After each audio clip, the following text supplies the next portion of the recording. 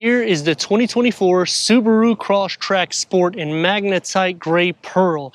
This is all new this year, even though it may not look refreshed, it is from ground up. And we're getting a wilderness edition for the first time, which increases ground clearance to 9.3 inches. I'm Anthony from Hawkeye Rides, and it gets more exciting because it's still going to be the symmetrical all-wheel drive system, 8.7 inches of clearance, standard, steering response LED headlights and daytime runnings. Because this is a sport trim, we get LED fog lights. The Wilderness will get the hexagonal LED fog lights. The grille has been reworked with the gloss black that's going to be on the top horizontal bar, and then you'll get the honeycomb underneath it. It's going to have the same exact presence as the Impreza. The sport trim also highlights the vehicle from all around it, starting with the sport badging on the side skirt getting the orange or yellow color, the side curtains get it above the fog light assembly, and just a touch of it on the rear. Two powertrain options. When you get into the sport, you're getting the more powerful engine. It's a 2.5 boxer 4-cylinder, producing 182 horsepower and 178 pound-feet of torque, paired to a linear-tronic CVT transmission. Comparing this against the Premium, the base, you're getting 30 horsepower more and 33 pound-feet of torque more, achieving 26 mpgs for the city and 33 mpgs for the highway, and the sport trim doesn't stop there. You get 18-inch upgraded wheels. This is a gloss black, 5-spoke. When you get into the Premium, Base, and Wilderness, it will be a 17-inch wheel. Raised roof rails for tie downs. The side view mirror gets the gloss black, 4-wheel independent suspension with torque vectoring and dynamic chassis control. Updated mounts for the engine vibration, so it'll be 20% less according to Subaru. Improve the CVT for better performance, and the chassis is 10% stiffer than the prior gen. Larger brakes for the front and the rear, and that 30 horsepower more and 33 pound-feet of torque more is because of the refresh. That's why you want to option the sport trim, so you get the more powerful variant. Otherwise, it will be that 2.0 liter boxer flat 4 with 152 horsepower and 145 pound-feet of torque, because it is the sport trim and it has a more powerful engine. I know it's something that's not going to be track driven, but it would look nice to have dual exhaust outlets in the back to just make it stand out a little bit more, so kind of like the Wilderness, how they have certain cues on the exterior so you know what the Wilderness trim is. C-structure LED taillights, the gloss black is going to be surrounding it. Standard symmetrical all-wheel drive, which is on all Subaru and Subaru eyesights, except the BRZ will not get the symmetrical all-wheel drive system for that 2+2 sports car. Quick release going into 19.9 cubic feet of storage. You can turn the light on right here. Bag holders, or you could put the cargo net. You get a bottle holder on both sides. Underneath the floor gets a spare tire. Split fold the rear bench if you're tall like me in the back, or you'll have to go to the back doors. That's gonna max cargo to 54.7 cubic feet. It will set up a little bit. It's 8.7 inches of clearance. Let's go inside, start up this boxer 4 so you can hear that exhaust note.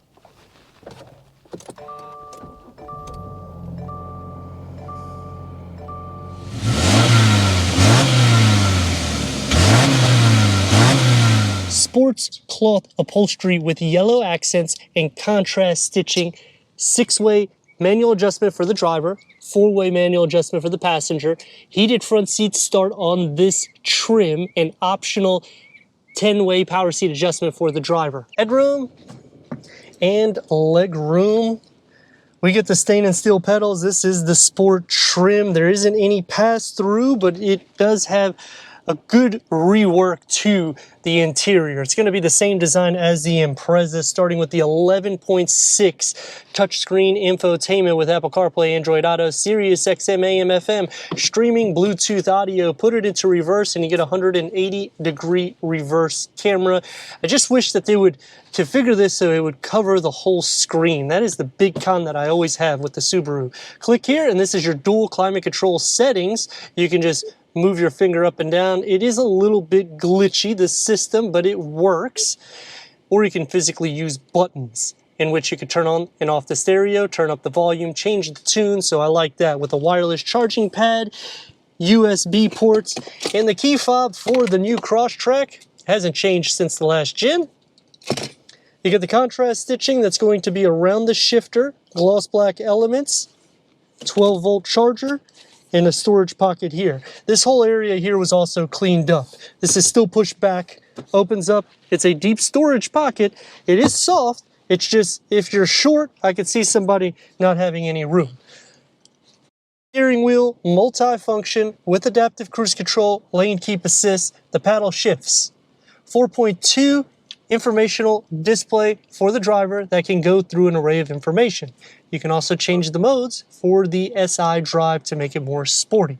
The door panel and the dash configuring together. I kind of wish they would have gave that storage pocket here like they do in the Legacy, so it would have gave optimal storage space.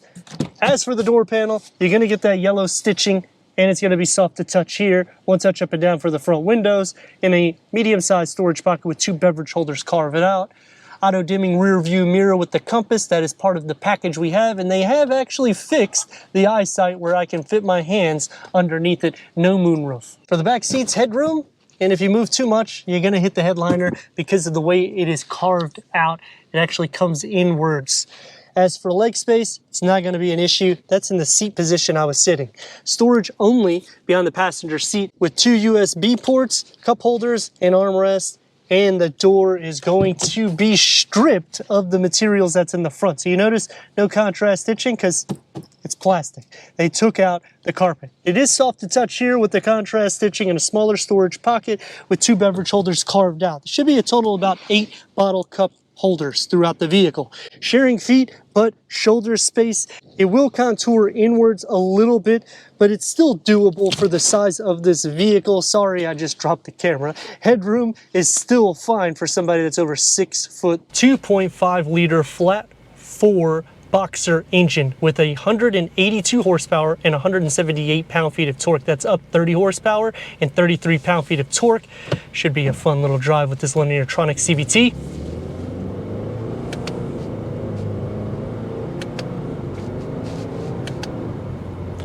Now this is not the car for performance, so straight line is fine, but it might surprise you because it has 4-wheel independent suspension.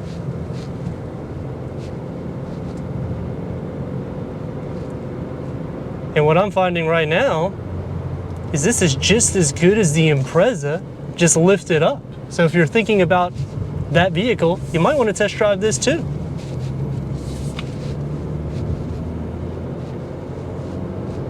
It's gonna have some roll to it.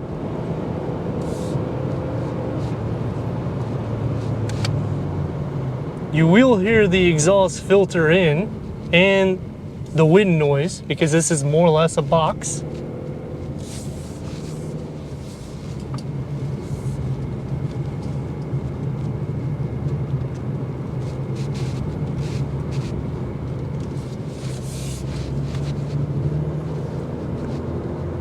I felt the most roll there.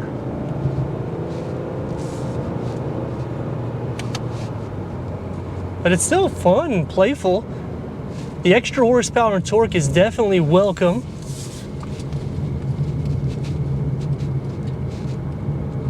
It's not something that you're going to take on the track, but if you're running late to work, running late, pick up the family members, you can do so with the Crosstrek and you can fit everybody. It's going to take me to some pros and cons. Starting with the pro, the redesign, it's not so over the top, so it is more settle. And like I was saying on the exterior, it gives you an option. You can go and get the Impreza hatchback, or you can go for a lifted up SUV. Both of them are not too bad in clearance either, because 5.1 inches, you're gonna be able to go over any imperfections or any type of speed bumps with the hatch. And the same thing here, because this is 8.7 inches. And if you go wilderness, you're at 9.3 inches. So just something to consider, because Subaru is giving quite a few options this year. A con right off the bat is you do not get leather until you go to the limited trim, in which kind of wish that they would have gave some of those amenities to the Sport, because the Sport is what unlocks this more powerful engine. Going to the wilderness, though, is a huge plus because you're getting the water-resistant interior. It's lifted up higher, it's going to look more rugged, and you get everything basically on the exterior is going to look wilderness, which that trim is one of my favorite variants in all of the Subaru lines. Now to show you the day in and day out use.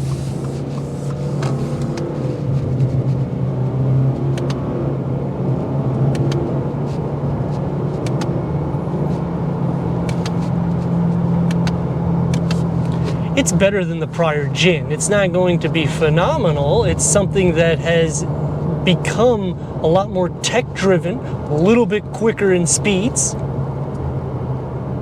You're still getting the cozy ride because you have good cushions for the seats. I would say the biggest pro I gotta show you is right here. We used to have this screen, it was an informational display. It's now touch derived and it shows every single thing. I know I didn't show it on the interior specs, kind of forgot to do so. That's why I'm taking the camera and showing you the feature now, because it cleaned up the dashboard a lot. Yes, this is derived out of the legacy and they're throwing it in a lot of their Subaru cars, but it works. On the con, this area here where you rest your elbows or your armrest area is still more or less an elbow rest. And in some cases, like I was saying on the interior, you may not even be able to use it if you're shorter. It doesn't feel that high off the ground either, whereas when you're in the Impreza, it doesn't feel that low to the ground. This one's gonna be a little bit more quiet, even though it's more box shaped. But a lot of that also is derived because of the clearance being less in the Impreza, going against some competitors. Honda, Toyota, Kia. Who's going to be better? Well, that's something that we could talk about in the comments. But as a package in value, what you're getting with Subaru, with safety, bigger technology, a wider angle for the camera, they have retuned the CVT transmission and the chassis of the vehicle for the refresh. When I'm looking at Honda, yeah, they've done similar attributes. It will be more quiet and it's longer, whereas this one is a smaller SUV.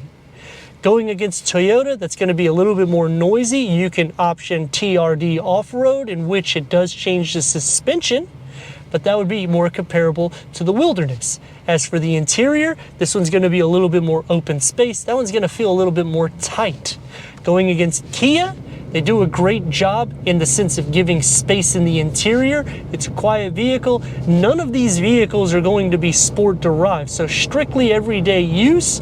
As you get up to higher speeds, it will take a little bit longer, meaning when you're getting onto the interstate, so you may want to just kind of take it easy. But going up to that 60 mile an hour speed, it's pretty much the same speed as everybody. Nowadays, they've slowed down the vehicles and they've increased the price. At least with Subaru, you're getting things reworked. The one big problem with the Crosstrek is the powertrain. They have increased the horsepower and torque, but it's still slow. And they share the same powertrain with the Impreza, in which they have a new RS for their 6th gen this year, in which it's the same exact engine as this, but it's not fast. But let me know your thoughts in the comments. And if you're new to the channel, consider subscribing. Check out the next video, merchandise, website, and Instagram. Leave a comment and a like. And I'd like to thank Subaru Wesley Chapel for giving us this 2024 Subaru Crosstrek Sport for our car review.